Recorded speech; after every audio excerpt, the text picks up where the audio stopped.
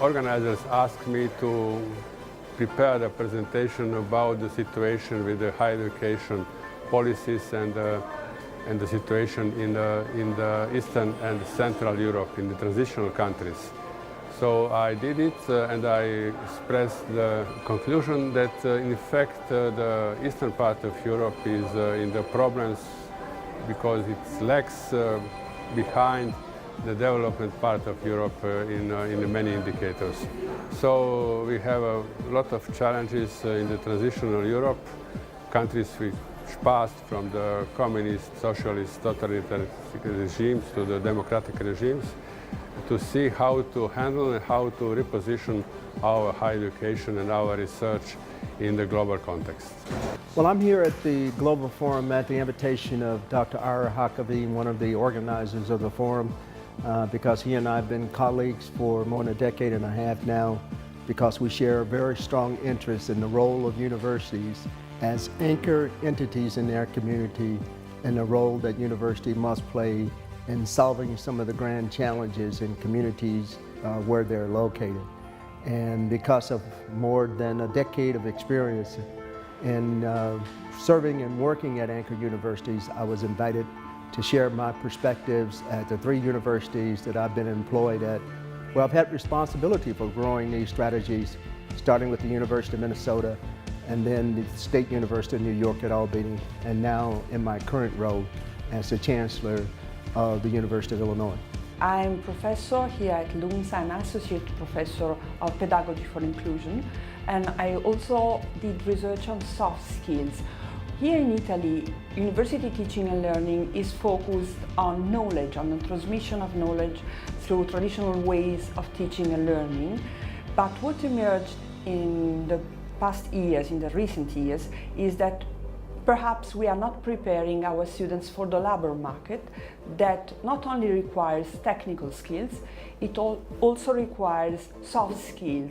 I believe strongly that universities have a very positive role potentially to play in spreading democracy, in keeping it thriving, in changing the map of inequality in our world, in figuring out what it means to create a diverse, inclusive future for all our societies. And there's a lot to learn when you compare local situations to global situations.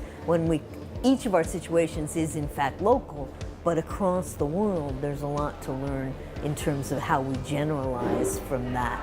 And I think bringing together people from different sectors, from different universities, from different countries can really help us in that movement.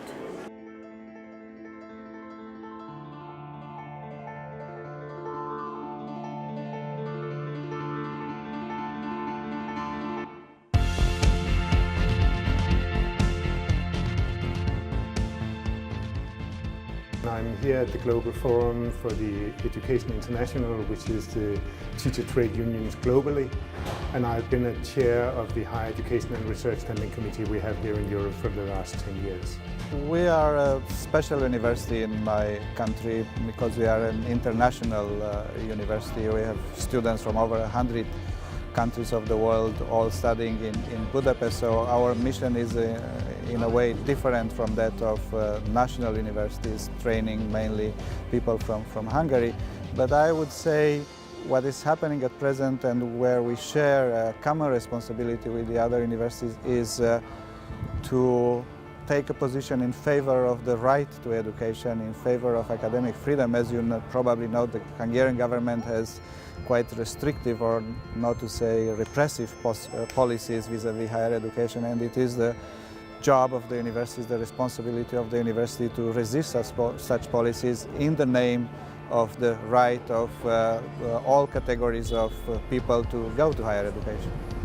I'm now working on behalf of the Holy See for 15 years with the Council of Europe. We know very well the people gathered here, and we see this as an important work, and we work together with them for the last 50 years very closely. This is a pretty rare opportunity for men and women from Europe, from the United States, from other continents to talk together we don't have enough opportunity to talk with each other about the very different circumstances in our countries. Global Forum is a great opportunity to share research experiences, and I was here to share one Erasmus Plus research project we're in. The prestige of the Council of Europe, when we talk about immigration or problems related to democracy, social cohesion, the prestige of the Council of Europe is fundamental in the decision we make to attend the meeting. And also we have to note that the meeting is hosted by University LUMSA, which has intrinsic motivation and capability, great knowledge, a great staff which is capable to discuss about these topics. And LUMSA may represent one of the best universities in Italy with a special sensibility talking about social cohesion and democracy. I come from South Africa, and we've been working on similar projects to the ones that we're discussing here today, because universities have been very involved in South Africa in the struggle for democracy and to develop kind of a society that is more equal and more a society that has a better quality of life of people. In our country, as I said, the democratic processes are just at the beginning. We are developing a democratic life, and for young people it's very much important to get a formation at the universities which will enable them to be citizens of the modern democratic societies which could solve the problems in the future development of the country. University responsibility for diversity and inclusion is absolutely one of our core principles, and one of the things that at all three of these universities we took very seriously. Diversity in higher education is one of the things that we care greatly about, and in fact it was through the work that I was involved in at the University of Minnesota that led me to move out of my laboratory. I'm a bench scientist, and it was because of the work to try to diversify the University of Minnesota that led me to become deeply engaged in this work, and it's something that is critically important to us. Our societies, and the Italian one particularly, are becoming more and more multicultural. Diversity is becoming an issue in higher education because students from different cultural backgrounds, from different countries are coming in our countries, and they want to be included in higher education. We have in our university people coming from different countries, people with disabilities, people with cognitive disabilities, learning disabilities, and it is our responsibility to find the right approach to include all of them. Education in my country, in the United States, has an enormous role and a real possibility if we partner in communities and take seriously the kinds of deep civic dialogue, the kinds of partnerships that make a difference in neighborhoods, if we really learn from people beyond our boundaries, if we become less of a monastery, if you will, and more of a partner, we have a real chance to play, and we have a responsibility to play that role. Higher education is considered to be an important part of the society. Education is as such. We are one of the very few countries in the world which are totally tax-funded higher education. We have no tuition fees for ordinary students, neither bachelor nor master level.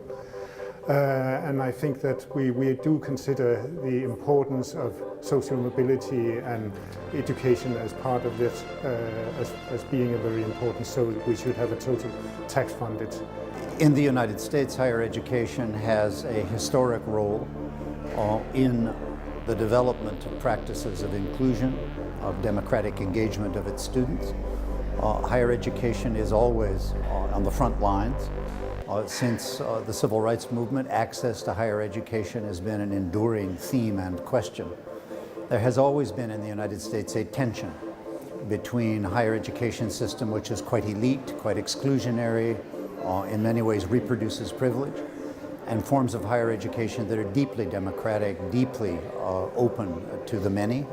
And these two forms coexist, sometimes in tension, sometimes in less tension.